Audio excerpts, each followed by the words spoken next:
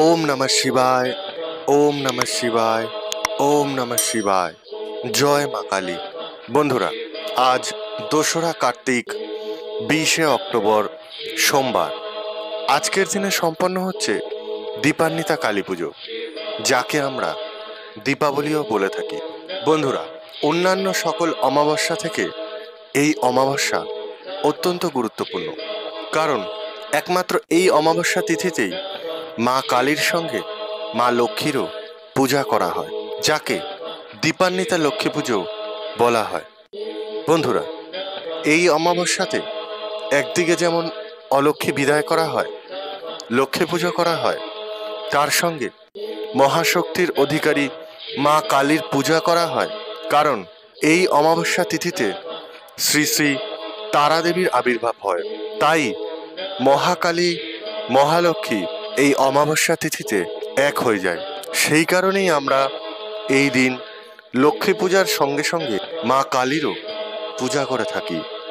বলা হয় এই দিন মায়ের উদ্দেশ্যে যদি একটি দীপদান করা হয়, তাহলে ব্যক্তির সকল প্রকার অন্ধকার দূর হয়। সেই কারণেই আজকের দিনটিকে দেবীর দীপযাত্রা হিসেবে গণ্য করা হয়, যাকে আমরা দীপাবলি বলে থাকি। বন্ধুরা, আজ যদি আপনি মায়ের পুজো সম্পন্ন করতে পারেন, তার উদ্দেশ্যে ব্রত রাখতে পারেন, তাহলে তো খুবই ভালো। কিন্তু যদি কোনো কারণে তা সম্ভব না হয়, তাহলে আজকের দিনে মায়ের উদ্দেশ্যে সন্ধ্যার পর একটি প্রদীপ প্রজ্বলন করে দীপান্বিতা অমাবস্যার এই মাহাত্ম্য কথাটি একবার হলেও শ্রবণ করুন। এতে আজকের এই দীপাবলির দেবীর দীপযাত্রার ব্রতের পূর্ণ ফল অনেকাংশেই লাভ করতে পারবেন। তাই বন্ধুরা, দীপাবলির এই কালী পূজার মহালগ্নে একবার হলেও শ্রবণ করুন মায়ের এই মাহাত্ম্য কথা। আশা করি দর্শক বন্ধুরা, দীপাবলির এই মাহাত্ম্য কথাটি শ্রবণ করে আপনাদের ভালো লাগবে।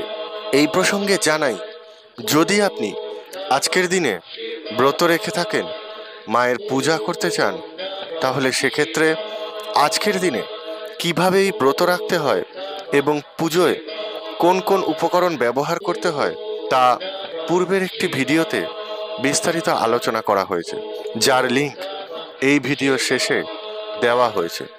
প্রয়োজন বোধ হলে দেখে নেবে। বন্ধুরা, এবার আপনাদের সামনে ব্যক্ত করব এই দীপান্বিতা অমাবস্যার মাহাত্ম্য কথা তথা ব্রত কথা। শুরু করছি দীপান্বিতা অমাবস্যার ব্রত কথা। ওং নমঃ শিবায়, ওং নমঃ শিবায়, ওং নমঃ শিবায়। জয় মা কালী।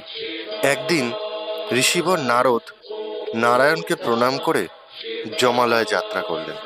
যমের ভয়ঙ্কর নানাবিধ দৃশ্য অবলোকন করে তিনি অত্যন্ত ভীত মনে চিন্তা করতে লাগলেন যে জগতে কত রকমের পাপীরা এই তমপূর্ণ ভয়ঙ্কর নরকে বসবাস করছে। সৃষ্টির স্বরূপ কি এইরকমই হবে? এই সব ভাবতে ভাবতে তিনি ব্রহ্মার কাছে এসে জিজ্ঞাসা করলেন, এই সব যমালয় ভয়ঙ্কর নরকে পতিত পাপীরা কেমন করে এই ভয়ানক নরকবাস থেকে মুক্তি পাবে? তখন পিতামহ ব্রহ্মা বললেন, জগতের হিতকারী মা কালীর শরণাপন্ন হওয়ার মাধ্যমেই এই বিশ্বব্রহ্মাণ্ডের সকল জীব সমস্ত কিছু থেকে মুক্তি পাবে। আর এই দীপান্বিতা অমাবস্যা তিথিতে মুক্তির পথ উন্মোচিত হয়।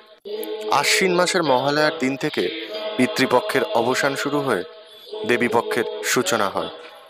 এই দিন পিতৃপুরুষদের উদ্দেশ্যে জল দিতে হয় এবং ওই দিন স্ব স্ব লোক থেকে বিদেহী আত্মারা তাদের উত্তর পুরুষের হাত থেকে জল গ্রহণের জন্য পৃথিবী লোকে আসেন। এই লোকে তারা থাকেন মহালয়া থেকে দীপাবলি পর্যন্ত, অর্থাৎ প্রায় 1 মাস ধরেই মর্তেই বিচরণ করেন তারা। দীপাবলির পুণ্য লগ্নে আর তারামায়ের কৃপায় মুক্তি পেয়ে স্বর্গলোক গমন করেন।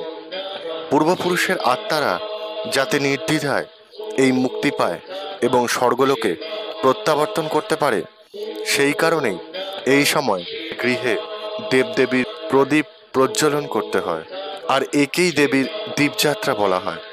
এই প্রদীপ প্রজ্বলনের মধ্য দিয়ে পূর্বপুরুষের আত্মারা যেমন মুক্তি পায়, পাশাপাশি তাদের আশীর্বাদে ব্যক্তির জীবনের সমস্ত অন্ধকার দূর হয়ে আলোর পথ জাগ্রত হয়।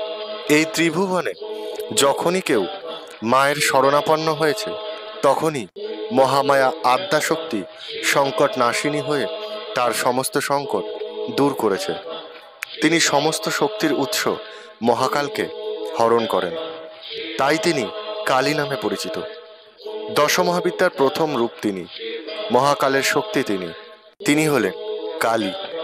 সৃষ্টির আদিতে বিষ্ণু যখন যোগনিদ্রায় ছিলেন, সেই সময় বিষ্ণুর কর্ণমল থেকে মধু ও কৈটভ নামে দুই দৈত্য জন্মলাভ করে সবার প্রথমে সৃষ্টিকে হরণ করতে উদ্যত হয়। আর সেই সময় সৃষ্টি রক্ষার উদ্দেশ্যে মহাকালীর স্তব করা হয়। ভক্তের ডাকে আদ্যাশক্তি মহামায়া থেকে মহাকালীর আবির্ভাব হয়। শ্রী শ্রী চণ্ডীতে বলা হয়েছে, শুম্ভ নিশুম্ভ নামে দুই দৈত্যের অত্যাচারে যখন দেবতারা ভয়ে ভীত, তখন নিজেদের বাঁচাতে, জগৎকে বাঁচাতে তারা শক্তির আরাধনা করলে আদ্যাশক্তির দেহকোষ থেকে আবির্ভূত হন অম্বিকা। তিনি কৃষ্ণবর্ণ হওয়ায় তার অপর নাম কালী। চণ্ড ও মুণ্ড যখন দেবী দুর্গাকে আক্রমণ করে, দুর্গার ক্রোধের সাথে প্রতিক্রিয়া জানানোর ফলে তার মুখ কালো হয়ে যায়। তখন তার ললাট থেকে বেরিয়ে আসে মা মহাকালী এবং তিনি চণ্ডমুণ্ডকে ভস্ম করে দেন।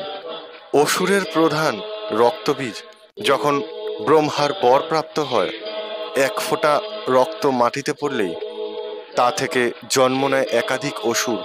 ঠিক সেই সময় ভয়ঙ্কর পরিস্থিতি মোকাবেলা করতেই মা দুর্গার ভুজবলের মধ্য থেকে বেরিয়ে আসে মা মহাকালী। ভয়াবহ রুদ্রমূর্তি ধারণ করেন তিনি এবং সমস্ত অসুরকে বধ করতে থাকেন। অসুরের শরীর থেকে এক ফোঁটা রক্তক্ষরণ হলে দেবী সঙ্গে সঙ্গে তা জিভ দিয়ে লেহন করতে থাকেন। সবশেষে রক্তবীজকে বধ করে সমস্ত রক্ত পান করে নেন মা কালী, যাতে এক ফোঁটা রক্ত নিচে পড়তে না পারে। এভাবেই তিনি ধ্বংস করেন সমস্ত অসুরদের। এরপরেই শুরু হয় মায়ের তাণ্ডব নৃত্য। সেই তাণ্ডব নৃত্যে স্বর্গমর্ত পাতাল কাঁপতে থাকে। দেবতারা যখন এই তাণ্ডব নৃত্য দেখেন, তখন তারা বুঝতে পারেন সারা পৃথিবী জুড়ে এক মহাপ্রলয়ের সৃষ্টি হতে চলেছে, যা তাদের পক্ষে রোধ করা এক প্রকার অসম্ভব। তাই তারা শরণাপন্ন হন মহাকাল মহাদেবের কাছে। তখন মহাদেব সকলের অনুরোধ শুনে মা কালীর রুদ্রমূর্তি তাণ্ডব নৃত্য বন্ধ করার জন্য মায়ের সামনে আপন দেহ শায়িত করেন। তাণ্ডব নৃত্য করতে করতে মা কালী যখন ভগবান শিবের বুকে পা দেন, তখন এক প্রকার সম্বিত ফিরে পান। তখন দেখেন তিনি তার স্বামীর বুকে পা দিয়ে দাঁড়িয়ে আছেন। আর তাই তখন হঠাৎ করে লজ্জায় তার জিভ সম্মুখে বেরিয়ে আসে। মহাকালী সেই সময় থেকেই মহালক্ষ্মীতে রূপান্তরিত হন। আর সেই কারণেই দীপান্বিতা অমাবস্যাতে মা কালীর সঙ্গে সঙ্গে দীপান্বিতা লক্ষ্মী পুজোও করা হয়। মা কালীর রূপ হলো দেবীর সেই রূপ যে রূপে রুদ্রমূর্তির শ্রীরূপের রূপান্তরের প্রতিফলন দেখা যায়। অন্ধকার থেকে আলোর পথ উন্মোচিত হয়। সেই কারণেই একে দীপান্বিতা অমাবস্যা বলা হয়। এটি দেবীর দীপযাত্রা। আর সেই কারণেই আজকের দিনে দেবীর উদ্দেশ্যে দীপদান করতে হয়, যাতে আমরাও জীবনের সমস্ত অন্ধকার দূর করতে পারি এবং আলোর পথে নিজেদের নিয়োজিত করতে পারি। আশা করি দর্শক বন্ধুরা, দীপান্বিতা অমাবস্যার এই মাহাত্ম্য কথা স্মরণ করে আপনাদের ভালো লেগেছে। কিভাবে আজকের দিনে পুজো দিতে হয় তা জানতে উপরে দেওয়া ভিডিওটি দেখতে পারেন। সকলে ভালো থাকুন, সুস্থ থাকুন, মায়ের কৃপায় সকলের মঙ্গল হোক, এই কামনা করে এই ভিডিওটি আজকের মতো এখানেই শেষ করলাম। নমস্কার, ধন্যবাদ। ঈশ্বর আপনার মঙ্গল করুক। জয় মা কালী।